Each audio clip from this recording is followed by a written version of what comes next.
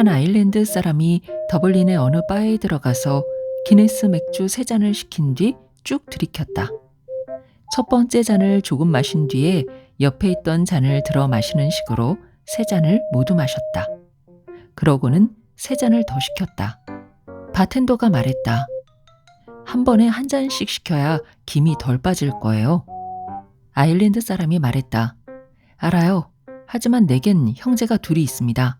지금은 각각 미국과 오스트레일리아에 있죠. 우리는 헤어질 때 약속했어요. 술을 마실 땐 셋이 같이 마시던 날들을 기억하면서 이런 방식으로 마시자고요. 2잔은 형제들 몫이고 나머지 하나가 제 것이죠. 감동받은 바텐더가 말했다. 정말 멋지네요. 이후 아일랜드 사람은 종종 바에 들러 늘 같은 방식으로 맥주를 주문했다. 그런데 하루는 그가 들어오더니 2잔만 주문했다.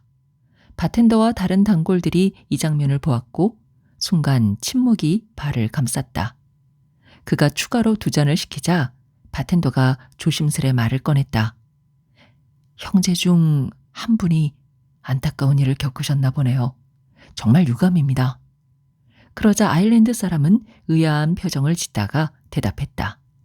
아, 별일 없어요. 그냥 와이프가 술 마시지 말라고 해서 형제들 목만 시키는 겁니다.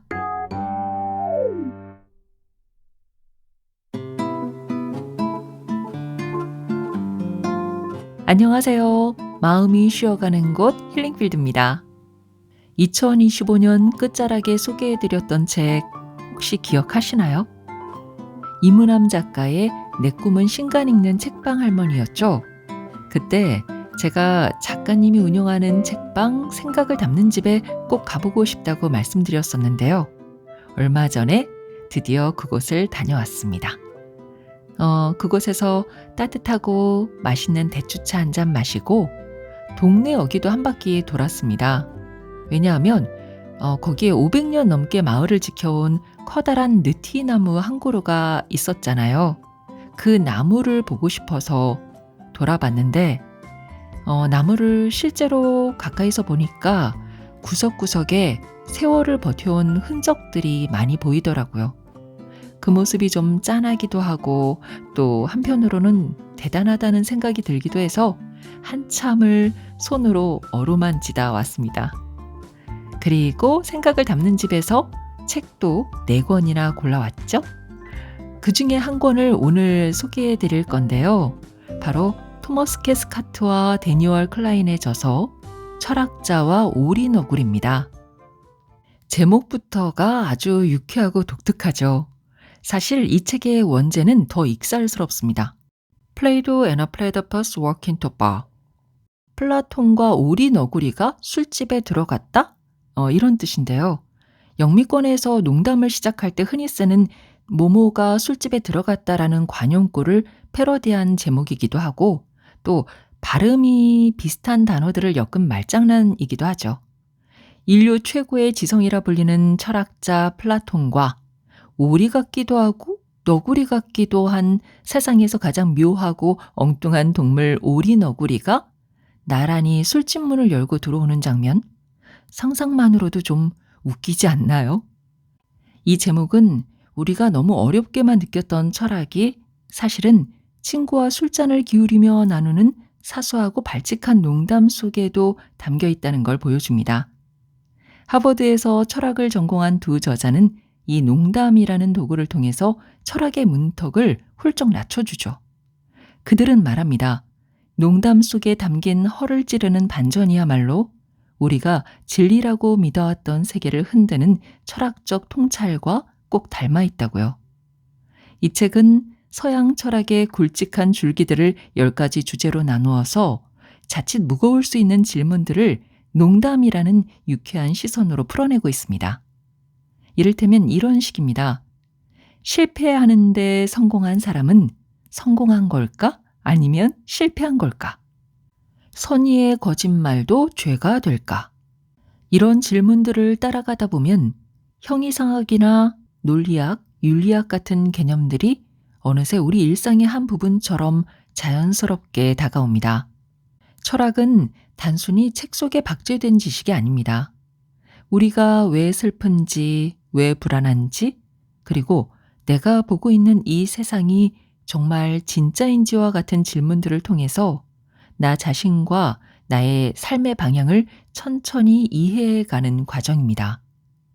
그래서 오늘 힐링필드에서는 이 책의 여러 이야기 중에서 특히 3장 인식론의 안경으로 세상을 바라보기 부분을 여러분께 읽어드릴까 합니다.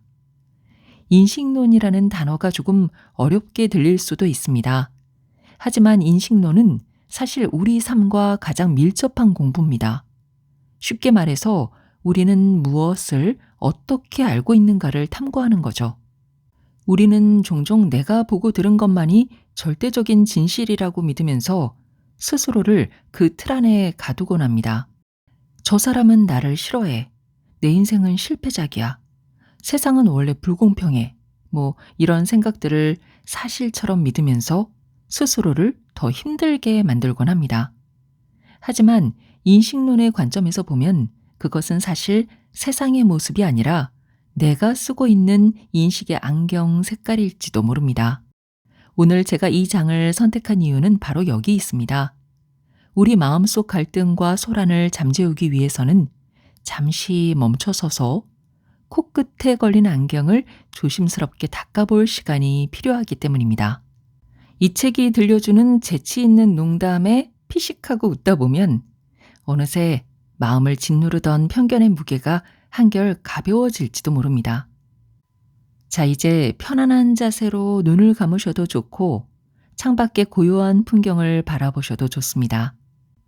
유쾌한 철학자와 엉뚱한 오리너구리가 안내하는 지혜의 세계로, 그리고 내 마음의 안경을 맑게 닦아내는 인식론의 세계로 여러분을 초대합니다.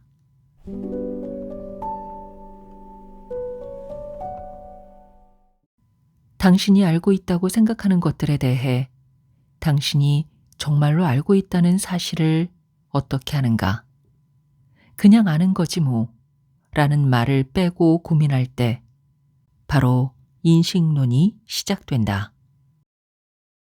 이성과 계시. 우리는 어떻게 무언가를 안다고 말할 수 있을까? 만약 우리가 실제로 무언가를 알고 있다고 한다면 말이다. 중세시대의 이 질문은 인류가 지식을 쌓는 토대에 관한 질문이 되었다. 우리가 이성으로 습득한 지식은 신의 계시보다 우월한가? 아니면 그 반대인가? 한 사람이 넘어져서 우물에 빠져버렸다. 한참 추락하다가 가나다랗게 튀어나온 나뭇가지를 붙잡아 겨우 매달렸다. 가지는 점점 휘어 부러질 것 같았고 그는 절망에 빠져 소리쳤다. 살려주세요! 거기 아무도 없어요? 위를 쳐다봤을 때는 하늘만 동그랗게 보일 뿐이었다. 그러다 갑자기 구름이 갈라지더니 빛 한 줄기가 그를 비췄다. 웅장한 목소리가 울려 퍼졌다. 내가 여기 있노라. 걱정 말고 나뭇가지를 놓아라. 내가 너를 구해주겠다. 그는 잠깐 생각해보고 다시 외쳤다. 거기 다른 분은 없나요? 아무래도 위의 사람은 신의 계시보다는 이성을 더 신뢰했던 것 같다. 17세기 철학자 데카르트도 마찬가지였다. 적어도 지식에 관해선 신보다는 이성을 택하기로 했다. 어쩌면 데카르트는 코기토 에르고 숨, 나는 생각한다, 그러므로 존재한다 라고 하지 말걸 하고 후회할지도 모른다. 사람들이 데카르트 하면 이 말만 떠올리기 때문이다. 그는 이 말을 빵 굽는 오븐 안에 들어가 있을 때 떠올렸다고 한다. 사실 그의 코기토는 끊임없이 오해받는다. 데카르트가 그걸 인간의 본질적 특성이라고 확신했다는 것이다. 물론 데카르트가 그리 믿은 것도 맞지만 단순하게 결론 내린 것은 아니다. 세상에 믿을 만한 게 뭐라도 하나 있는지 아닌지 찾기 위해 계속해서 의심하고 또 의심한 끝에 내린 결론인 것이다. 그는 보고 듣고 만지고 느끼는 외부 세계의 모든 경험을 의심한다. 만약 지금 꿈을 꾸거나 환상을 보고 있는 것은 아닌지 의심해보라. 그 다음에는 자신의 존재를 의심해보라. 그렇게 의심하고 또 의심하면 마침내 도달하게 되는 결론이 있다. 의심하는 자신만큼은 반드시 존재할 수밖에 없다는 것이다. 세상 모든 것을 의심하더라도 결코 의심할 수 없는 존재란 바로 나 자신이다. 그제서야 데카르트는 의심을 멈춘다. 어쩌면 두비토 에르고 숨, 나는 의심한다, 그러므로 존재한다 라고 말하는 게 더 정확했을 것이다. 미국 법정에서 형사재판 판사들은 배심원들에게 데카르트를 참고하라고 말한다. 데카르트만큼이나 엄격한 기준을 갖고 피고인의 유무죄를 판단하라는 것이다. 사실 배심원이 고민할 문제가 데카르트의 것과 같진 않다. 피고의 유죄 유무에 관한 모든 의심을 없애는 게 아니라 단지 합당한 선에서 의심할 부분이 없는지만 묻기 때문이다. 기준은 더 낮지만 분명 이런 종류의 사고 실험은 뭔가를 판단하는데 꽤 쓸모있다.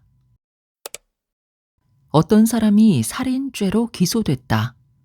유죄를 입증할 강력한 증거들이 있었지만 시체는 발견되지 않았다. 고민하던 변호인은 최후 진술에서 이렇게 말했다. 배심원 여러분, 모두가 놀랄 만한 일을 하나 말씀드리겠습니다. 1분 뒤에 이 사건에서 죽은 것으로 생각되는 그 사람이 법정으로 걸어 들어올 것입니다.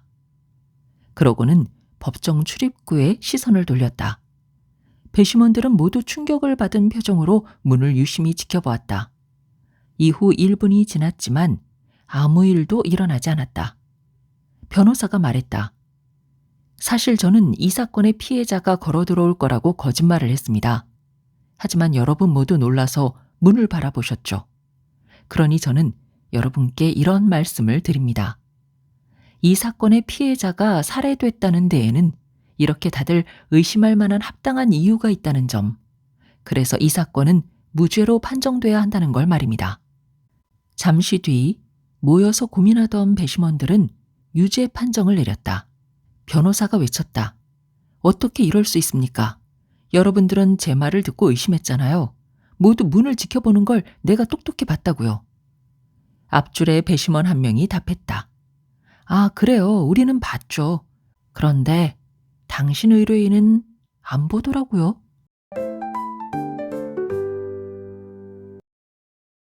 경험론. 18세기 아일랜드 출신의 경험론자 버클리 주교는 존재하는 것은 감각되는 것이다 라고 했다. 말하자면 외부 대상들로 이루어진 세계가 사실 모두 우리 마음속에 있다는 것이다. 버클리는 우리가 가질 수 있는 지식은 객관적인 세계 자체에 관한 게 아니라 어디까지나 우리의 감각을 통해 들어오는 것일 뿐이라 주장했다. 철학자들은 이런 정보를 감각자료라 부른다. 우리는 감각자료를 넘어서는 어떤 것도 알 수 없다. 하지만 그런 감각을 자극하는 무언가는 있지 않을까? 버클리는 그 역할을 신이 한다고 생각했다. 예컨대 우리가 24시간 일주일 내내 접속하는 전 우주적 인터넷에 우리의 감각 자료를 계속 업로드하는 존재가 있다는 것이다. 이 이야기는 버클리와 동시대 사람인 세뮤얼 존슨의 일화로 이어진다. 그는 존재하는 것은 감각되는 것이다 라는 말을 듣고 땅에 박혀있던 팻말을 발로 3개 찬 뒤 비명을 지르며 소리쳤다고 한다. 자, 이걸로 반박됐지? 버클리가 이 말을 들었다면 그냥 웃었을 것이다. 팻말을 발로 찰 때 느껴지는 통증 역시 그저 신이 존슨의 상황에 맞는 감각 자료를 성실하게 업로드했다는 증거일 뿐이니까. 우선 발이 말뚝에 부딪혀 움직임이 멈추는 감각 자료를 만들어 보내고 즉시 뒤따라오는 통증의 감각 자료를 만들어 보내는 식이다. 그런데 다른 사람이 제공한 감각 자료를 느끼는 경우엔 문제가 한층 더 복잡해진다. 총력을 잃어가는 배우자를 걱정한 어떤 사람이 의사에게 상담을 받았다. 의사는 집에서 할 수 있는 간단한 청력 테스트 방법을 알려주었다. 배우자 뒤에서 뭔가 물어보세요. 처음에는 6m, 그 뒤엔 3m, 마지막으로는 바로 뒤에서요. 집으로 간 그는 부엌 인덕션 앞에 서 있는 배우자를 보았다. 그가 물었다. 오늘 저녁 메뉴는 뭐야? 답이 없었다. 3미터 뒤로 가서 그가 다시 물었다. 오늘 저녁 메뉴는 뭐야? 여전히 답이 없었다. 그는 슬퍼하면서 배우자 바로 뒤에 가서 말했다. 오늘 저녁 메뉴 뭐냐고, 안 들려? 그러자 배우자가 돌아서서 말했다. 아니, 왜 3번이나 같은 말을 하게 만들어? 치킨이라니까. 이 부분은 감각 자료를 해석하는데 문제가 있던 것 같다.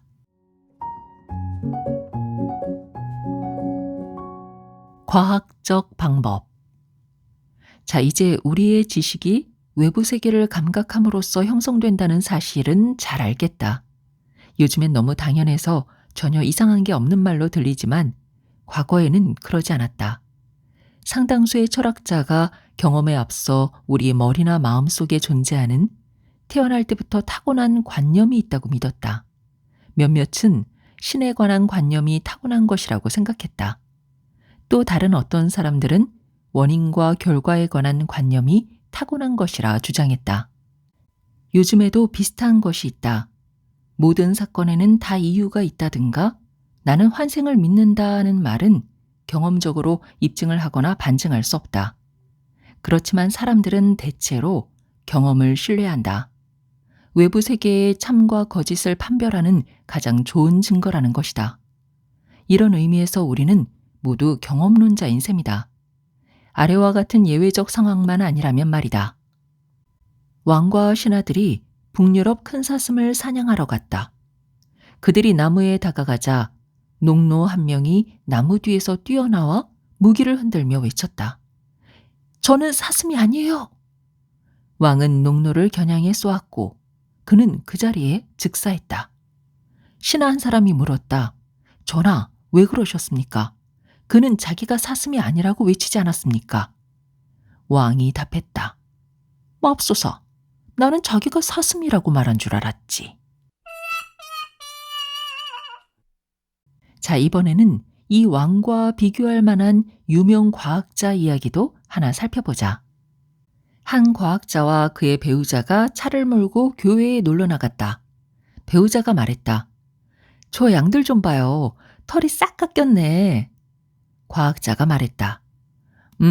적어도 우리한테 보이는 쪽은 그러네. 언뜻 보면 배우자는 평범한 관점으로 말했고 과학자는 좀 더 신중하고 과학적인 관점을 지닌 것처럼 보인다. 하지만 그거야말로 편견이다. 실제로 과학적 가설은 오히려 배우자의 입장과 더 유사하다. 경험론자가 말하는 경험은 직접적인 감각 경험만 말하는 게 아니다. 과학자는 가능성을 가늠해서 더 일반적인 명제를 생각해내는데 예전의 경험을 사용한다. 결론적으로 배우자가 한 말은 이런 뜻이다. 나는 적어도 한쪽 면의 털이 깎인 양을 보았다.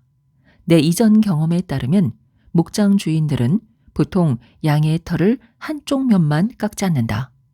심지어 목장 주인이 그렇게 했다고 하더라도 양들이 한쪽 면만 보이도록 나란히 언덕 위에 줄을 서 있을 가능성은 너무나도 작다. 그러므로 나는 자신 있게 말할 수 있다. 저 양들은 아마 온몸의 털이 다 깎여 있을 거라고. 이 이야기에 나오는 과학자는 좀 공부벌레인 것 같다. 앞장의 귀남 논리편에서 살펴봤던 홈스의 동료 왓슨과 닮았다고나 할까? 일반적으로 말하면 우리는 예전 경험을 통해 앞으로 일어날 일을 예측하지 못하는 사람을 어리석다고 말한다. 뉴델리의 한 베테랑 경찰이 경찰 훈련을 받고 있는 후보생 3사람을 테스트하고 있었다. 범인을 찾는 능력을 시험하기 위해 경찰은 첫 번째 후보생에게 사진을 5초 동안 보여준 뒤 물었다. 이게 용의자다. 어떻게 그를 알아볼 생각이지? 그가 답했다. 쉽습니다. 눈이 한 개뿐이라 아주 빨리 잡을 수 있어요. 경찰이 말했다. 이봐, 그게 아니야. 내가 보여준 건 측면 사진이잖아. 경찰은 두 번째 후보생에게 사진을 5초 내보인 뒤 물었다. 이게 용의자다. 어떻게 그를 알아보겠나? 그가 웃으며 말했다. 아니, 이렇게 쉬운걸요? 귀가 하나뿐이라 금세 잡겠습니다. 경찰은 화를 냈다. 귀관들에게 무슨 문제가 있는지 아직도 모르겠나? 물론 눈과 귀를 하나씩만 받겠지만 그건 여벌굴이라서 그런 거라고. 고작 그게 최고의 대답인가? 무척 실망한 경찰은 마지막으로 세 번째 후보생에게 사진을 보여주었다. 그러고는 퉁명스러운 목소리로 물었다. 이게 용의자다. 자네는 그를 어떻게 알아보겠나? 그는 잠깐 사진을 뚫어져라 쳐다본 뒤에 말했다. 용의자는 콘택트 렌즈를 끼고 있습니다. 경찰은 이 말에 마음이 누그러졌다. 용의자가 콘택트 렌즈를 꼈는지 아닌지는 자기도 모르는 정보였기 때문에 제법 그럴듯하군. 잠깐 기다리게. 사건 자료를 검토하고 다시 돌아오겠네. 그는 사무실에서 자료를 뒤져보고는 웃으면서 돌아왔다. 믿을 수 없군. 정말 용의자는 콘택트 렌즈를 끼고 있었어. 잘했네. 대체 어떻게 그걸 알 수 있었나? 세 번째 후보생이 의기양양한 표정으로 답했다. 너무 쉽죠. 눈과 귀가 하나씩만 있다면 일반적인 안경은 쓸 수 없으니까요. 실용주의. 19세기 후반 미국의 철학자이자 심리학자 윌리엄 제임스 같은 인식론적 실용주의자는 명제의 참 거짓이 현실의 효과에 달렸다고 봤다. 어떤 명제가 실제로 어떤 차이를 만들어내는지를 보고 참 거짓을 판단한다는 것이다. 이를테면 뉴턴의 중력 법칙은 참이다. 하지만 그 판단은 객관적인 과학 법칙에 따른 것이 아니라 현실에서 물체의 운동을 예측하는 데 쓸모 있는 것으로 증명됐기 때문이다. 뉴저지에서도 사과는 아래로 떨어진다는데 돈을 걸겠어 라는 식이라 할까? 한 이론이 더 이상 유용하지 않을 때 우리는 다른 이론으로 기존 것을 대체한다. 어떤 여자가 자기 남편이 실종됐다고 경찰에 신고했다. 경찰이 인상착의를 묻자 그녀는 키가 190cm쯤 되고 덩치가 크고요. 머리카락이 두껍고 곱슬머리예요. 그러자 옆에 있던 그녀의 친구가 말했다. 너 지금 뭐라는 거야? 야, 네 남편은 키 160에 탈모에 배불뚝이잖아. 그녀가 인상을 찌푸리며 말했다. 어느 누가 그런 사람이 돌아오길 바란대. 여기까지는 꽤 알려진 농담이다. 하지만 잘 알려지지 않은 이어지는 대화가 있다. 경찰이 말했다. 신고자님, 남편분 실제 모습을 좀 설명해 달라고 부탁드린 겁니다. 그녀가 말했다. 실제 모습이라뇨? 세상에 그런 게 어딨죠? 참 거짓은 인식론적 기준으로만 정할 수 없다고요. 그 기준이 적절한지는 우리가 추구하는 목표나 가치에 달려 있죠. 그러니까 제 말은 참이란 뭔가 만족스러워야 하는데 제 남편은 별로 그렇지 않다는 겁니다. 신도 이런 제 마음을 아실걸요? 현상학. 자, 지금까지 추상적 관념의 세계에서 놀았다면 평범한 일상으로 안전하게 내려오는 방법도 알아야겠지. 인식론에서는 현상학자들이 그런 고민을 본격적으로 시작했다. 그들은 안다는 것의 진정한 의미를 진지하게 고민했다. 철학적 원리라기보다는 삶의 한 방법으로서 현상학은 객관적 자료보다는 생생한 인간 경험 자체를 이해하려고 했다. 확실히 이런 접근법은 대개 관념적인 철학자들의 것이라기보다는 소설가의 것에 가깝다. 에드문드 후설 같은 현상학자들은 I'm feeling이라는 단어를 자주 사용했다. 빠져듦, 감정이입, 공감이라는 뜻의 독일어 단어로 다른 이의 경험 안으로 들어가서 그와 같은 방식으로 세계를 알고 느끼려 하는 삶의 접근법이다. 말하자면 다른 사람의 신발이나 바지를 입어보려는 시도라고나 할까?